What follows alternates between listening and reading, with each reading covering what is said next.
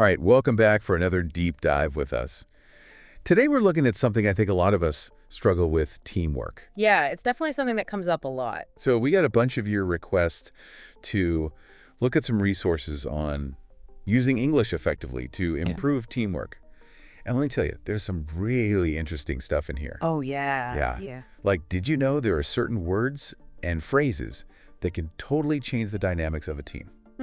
That makes sense. Words have a lot of power. Exactly. We even have a role play later on that shows how to handle conflict, in a constructive way. But first, I think it'd be helpful to start with the basics. Sounds good to me. Okay, so all of the sources we've looked at emphasize these like core qualities of a great teammate. Things like being dependable, communicating openly, and having a positive attitude. I mean, those might seem obvious, but I think it's worth diving a little deeper. What do you think? Yeah, for sure. I mean, they might seem obvious, but when you really think about it, they're the foundation of any successful team. Totally. So let's start with dependability. Why is that so important for good teamwork? Well, to me, dependability is all about trust. When you're dependable, it means you can be counted on to do what you say you're going to do. Meet your deadlines, produce quality work. It tells your teammates, hey, I've got your back. It's that sense of reliability, right? Like, okay, I can trust this person to do their part, so I can focus on mine. Exactly. It builds a sense of shared responsibility and makes everyone feel more confident and secure. Right, because if you're always worried about whether someone's going to pull their weight, it just creates this tension and anxiety in the whole team. Yeah, exactly. And it can really slow things down, too. So much energy gets wasted when people aren't dependable. Okay, so dependability is key. What about open communication? Well, I think sometimes people think communication is just, talking. But on a team, it's so much more than that. It's about being clear, being honest, and being proactive about sharing your progress, your challenges, and your needs. One of the sources had this great example. Imagine you're working on a project and you hit a snag. Oh, yeah. Instead of staying silent and hoping it'll just magically work itself out, you can say something like, hey team, I'm running into some delays on this task. Can we adjust the timeline a bit? I like that.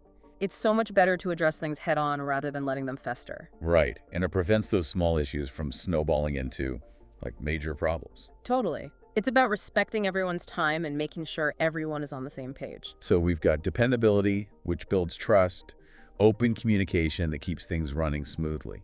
What about a positive attitude? How does that play into teamwork? Well, sometimes people think it's a bit fluffy, right? Does it really matter if you're, super cheerful all the time? Yeah, it can feel a bit forced sometimes. Right. But think about it. Have you ever noticed how contagious a positive attitude can be?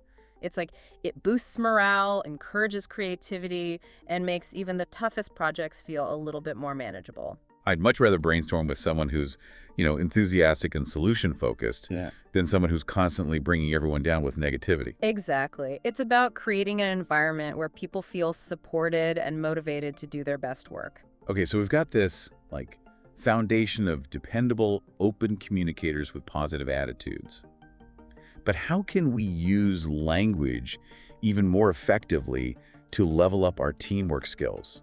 Because you mentioned something about a vocabulary power-up earlier. Oh, right. Yeah, a lot of the sources talked about that. And it's not about, using big words to impress people or anything like that. Right, it's got to be something more practical. It is. It's about using specific terms that can really help us understand and navigate the complexities of teamwork. Okay, I'm intrigued. Hit me with this powerful vocabulary. Okay, well, one of the first words that came up a lot was proactive. Being proactive means, anticipating needs and taking initiative before problems even arise. So it's not just waiting for someone to tell you what to do. It's about being a step ahead and coming up with solutions. Exactly. It's like that example we talked about earlier, flagging a potential delay before it becomes a major issue. You're not just reacting to situations, you're actively shaping them. All right, I like that. Proactive check. What else is on our teamwork vocabulary list? Another one that came up a lot was supportive. It's kind of self-explanatory, but it's about being there for your teammates, offering help and encouragement. So it's like being the person who says, hey, I know you're swamped. Is there anything I can do to help? Instead of just watching them struggle. Yeah. It's about fostering that sense of camaraderie and letting people know that they're not alone. Whether it's lending a hand with a task or just offering words of encouragement, it can make a huge difference. Okay, proactive, supportive. Yeah. Anything else? One more, and this one's all about feedback. constructive feedback. It's about focusing on improvement, not just criticism. So instead of saying something like, this report is terrible, which is, totally demoralizing, you'd say something like, hey, I think adding some data points to this report would make your analysis even stronger. Exactly. Constructive feedback is about helping each other grow and do better work. It benefits the individual A&D, the team as a whole. I like it. Proactive, supportive, and giving constructive feedback. Those are some powerful words. But how do we actually put all of this into practice? Because we can't just talk about these qualities, right? We need some actionable tips. And lucky for us, the sources have got us covered. Oh, they do. They do. They've got some really practical advice on how to become a more effective teamer. And it's all based on these core qualities and the vocabulary we just discussed. Okay, let's hear it. All right, so first up, remember dependability. The sources emphasize the importance of consistently delivering high-quality work and meeting deadlines. That's how you build trust and become someone your teammates want to work with. Yeah, makes sense. Nobody wants to be on a team with someone who's always dropping the ball. Exactly. And then there's open communication. Don't be afraid to share your progress regularly, ask clarifying questions, and voice any concerns you have. And do it sooner rather than later. Right. Like that example of speaking up about a potential delay. Clear, honest communication is key. Definitely. What else? Okay, the next tip is all about adaptability. Project scopes change, priorities shift.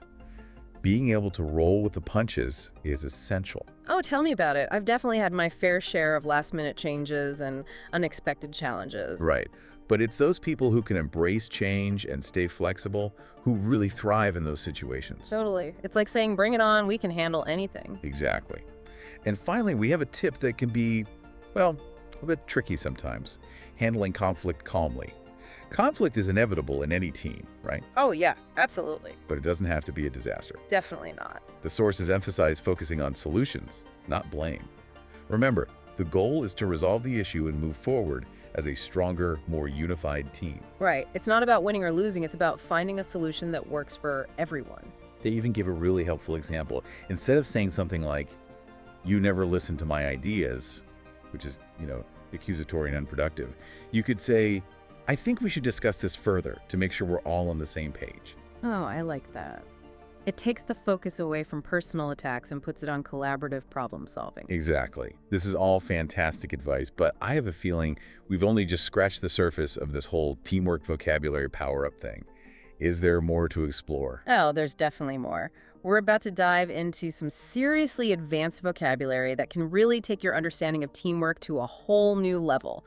Are you ready for this? Bring it on. The more teamwork vocabulary, the better. I want to be, fluent in the language of team success. Okay, so we're back and ready to level up our teamwork game even further with some advanced vocabulary. I'll be feeling like we're about to unlock some serious secret knowledge. You got it. Remember all those awesome teamwork qualities we talked about before? Dependability, open communication, having a positive attitude, and all those super helpful vocab words like proactive and constructive feedback. Yeah, definitely. Those were great. Well, now we're going to dive into some even more specialized terms, ones that can help you navigate those really complex team situations, the stuff that makes or breaks a team, Okay, I'm ready. Hit me with this next level vocabulary. All right, so first up is conflict resolution. Remember how we talked about handling conflicts calmly? Oh yeah, definitely. Well, conflict resolution is about having the skills and strategies to deal with disagreements in a healthy and productive way. It's not about avoiding conflict altogether, because let's face it, that's pretty much impossible. Yeah, that's true. Especially when you've got a bunch of different people with different ideas and opinions all working together. Exactly. It's about finding a way to work through those differences and come out stronger on the other side. Okay, that makes sense. But how do we actually DO that? How do we resolve conflicts in a way that benefits the whole team? Well, one of the most important things is empathy. Really understanding and sharing the feelings of your teammates, putting yourself in their shoes, Oh, I like that. Empathy. It's like a superpower for teamwork. It totally is. When you can understand where your teammates are coming from, it's so much easier to find common ground and work towards a solution that works for everyone. You build stronger bonds that way too. Okay, so we've got conflict resolution and empathy. Is there one more word to complete our advanced teamwork vocabulary trifecta? There is, and it actually brings us back to one of those core qualities we talked about earlier, accountability. Oh, right. Accountability. Yeah, it means taking ownership of your actions and your role within the team. It's like that sense of, okay, I'm responsible for this, and I'm committed to doing my best for the team. Exactly. It shows your dedication and your professionalism, and it makes everyone feel more confident and secure. Okay, I love all this advanced teamwork vocabulary, but can we see it in action? Remember that role play we mentioned earlier, the one about handling conflict constructively? Oh yeah, that's a good one. Can we break that down now and see how these principles play out in a real-world situation? Absolutely. So in this scenario, we have a team leader and a team member, and there's some tension over a project deadline. The team leader notices this and decides to address it head-on. Okay, so the leader approaches the team member. What happens next? Well, they approach them in a calm and respectful manner. You know, they don't shy away from the issue, but they also avoid being accusatory or judgmental. They just create a safe space for an open and honest conversation. Oh, that's important, right? Like setting the right tone from the beginning. Totally. And in this role play, the team member opens up about their frustration. They explain that they feel stressed because they received essential data late, which caused delays in their work. Yeah, that's understandable. It sounds like a communication breakdown happened somewhere along the line. It does. And the team leader could easily get defensive or dismissive in that situation, but instead, they choose to acknowledge the team member's feelings.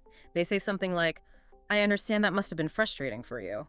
That's so important. It shows empathy and validation. Like, I see you, I hear you, and your feelings matter. Exactly. And then, instead of jumping right into solutions, the leader asks a clarifying question like, "Can you tell me more about what led to the data being delivered late?"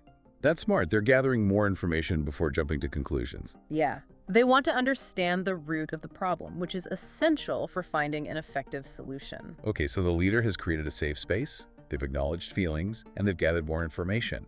What happens next in this teamwork masterclass? Well, in this case, the team member suggests a solution. They propose setting clearer deadlines for each project phase and having more frequent check-ins to prevent future delays. That sounds like a really proactive and practical approach. It is, and the team leader, instead of just saying, "Great idea," empowers the team member even further. You know, they might say something like, "I love that suggestion. Let's work together to implement those changes." I'm noticing a pattern here. The leader consistently shows respect for the team member's input and actively involves them in finding solutions. You got it. It's about fostering that sense of shared ownership and making sure everyone feels valued and heard. Okay, before we move on, there's something else that struck me about this role play. Remember how the team member initially expressed their frustration? They used I statements and focused on the impact of this situation rather than blaming others. You're right, that's a super powerful communication technique. Instead of saying, "You messed up the deadline," which is accusatory and unhelpful, they said, "I felt stressed because the data was late and it impacted my work." It's subtle, but so effective. It keeps the focus on finding solutions, not placing blame. Exactly. This role play has been a gold mine of insights. But I'm curious, is there something bigger at play here? Like, why does all of this matter so much? What's the ultimate goal of mastering these teamwork skills and principles?